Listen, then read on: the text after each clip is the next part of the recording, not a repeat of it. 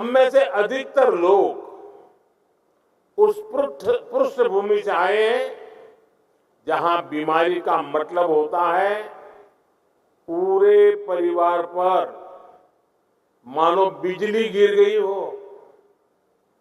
गरीब के घर में कोई एक अगर गंभीर रूप से बीमार होता है तो उसका असर घर के हर सदस्य पर पड़ता है।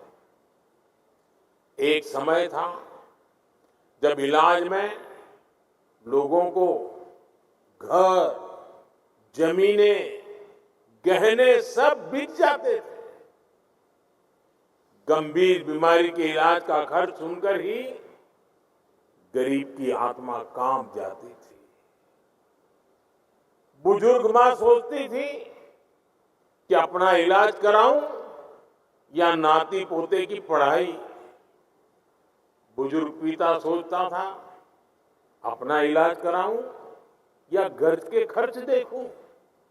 इसलिए गरीब परिवार के बड़े बुजुर्गों को बस एक ही रास्ता दिखाई देता था, चुपचाप तकलीफ सहो, दर्द बर्दाश्त करो, चुपचाप मृत्यु का इंतजार करो।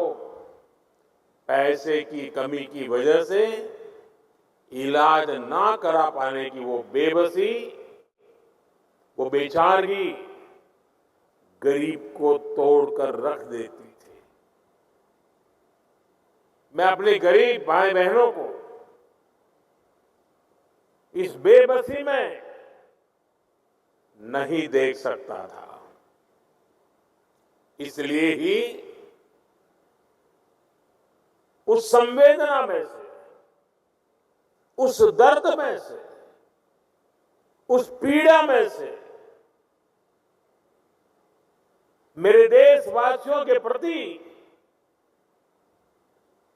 पूर्ण समर्पण भाव में से आयुष्मान भारत योजना ने जन्म लिया है।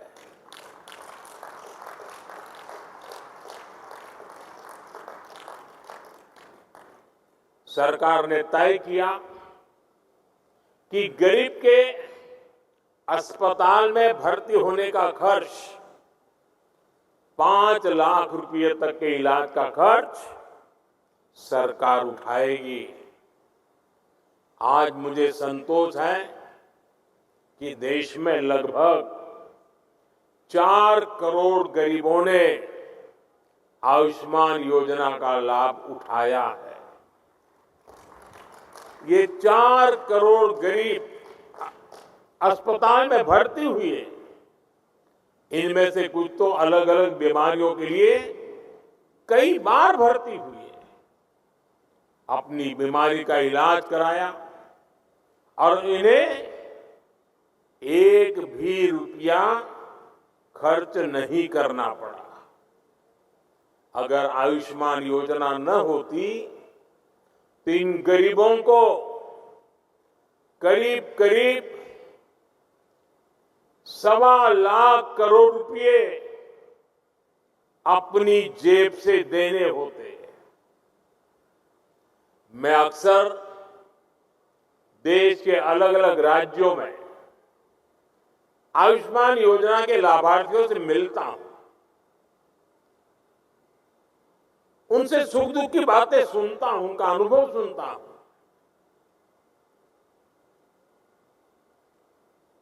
और बात करते हुए उनकी आंखों में से जो खुशी के आंसू छलकते हैं, वो आयुष्मान योजना से जुड़े हर व्यक्ति के लिए, हर डॉक्टर के लिए, हर पैरामेडिकल स्टाफ के लिए किसी आशीर्वाद से कम नहीं होते। इससे बड़ा आशीर्वाद नहीं हो सकता। आप विश्वास करिए, लोगों को ऐसे संकट से उबारने वाली योजना पहले कभी नहीं बनी। और आज मुझे इस बात का बहुत संतोष है कि आयुष्मान योजना का विस्तार हो रहा है। हर बुजुर्ग की नजर इस कार्यक्रम पर है। चुनाव के समय मैंने गारंटी दी थी कि तीसरे कार्यकाल में 70 वर्ष से ऊपर के सभी बुजुर्गों को आयुष्मान योजना के दायरे में लाया जाएगा।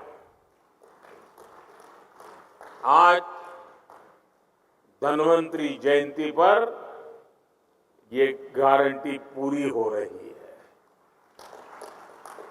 अब 70 वर्ष से अधिक उम्र के देश के हर बुजुर्ग को अस्पताल में मुफ्त इलाज मिलेगा। ऐसे बुजुर्गों को आयुष्मान वय वंदना कार्ड दिया जाएगा। सरकार का प्रयास है कि देश के हर बुजुर्ग जिनकी आयु 70 वर्ष के ऊपर है, उनको जल्द से जल्द आयुष्मान वय वंदना कार्ड मिले। और ये ऐसी योजना है जिसमें आय की कोई पाबंदी नहीं। गरीब हो, मध्यम वर्ग का परिवार हो, उच्च वर्ग का परिवार हो, हर कोई इसका लाभार्थी बन सकता है। जो इस योजना का लाभ लेना चाहता है, इस देश का नागरिक, वो इसका लाभ अगर 70 साल से ज्यादा उम्र है ले सकता है। हर बुजुर्ग चिंता से मुक्त हो, वो स्वस्थ जीवन जिए, स्वाभिमान के साथ जीवन जिए। ये योजना इसके लिए मील का पत्थर साबित होगी। घर के बुजुर्ग के पास आयुष्मान वय वंदना कार्ड होगा तो परिवार के खर्चे भी कम होंगे, उनकी चिंता भी कम होगी।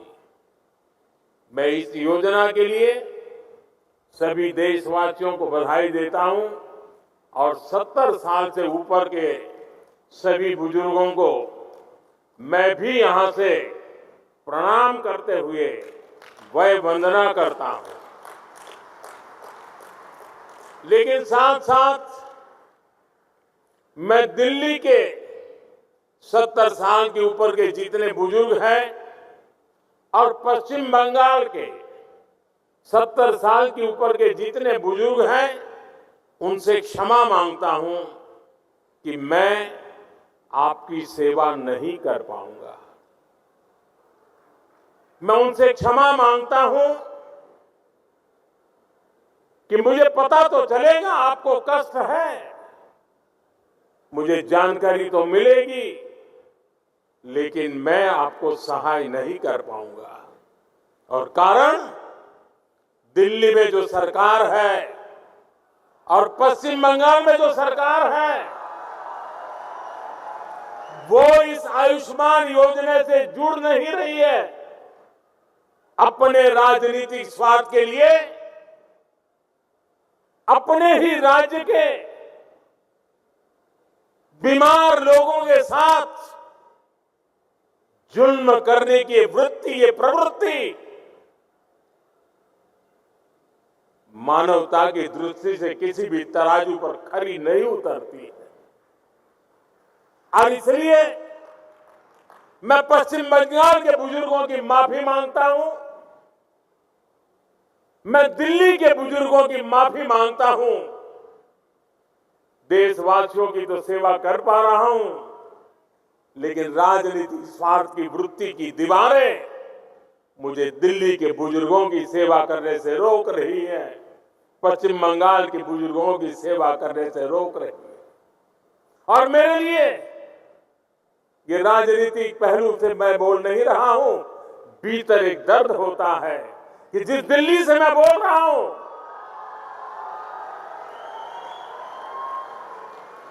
दिल्ली के भी बुजुर्ग मेरी बात सुनते होंगे। दिल में कितना दर्द होता होगा।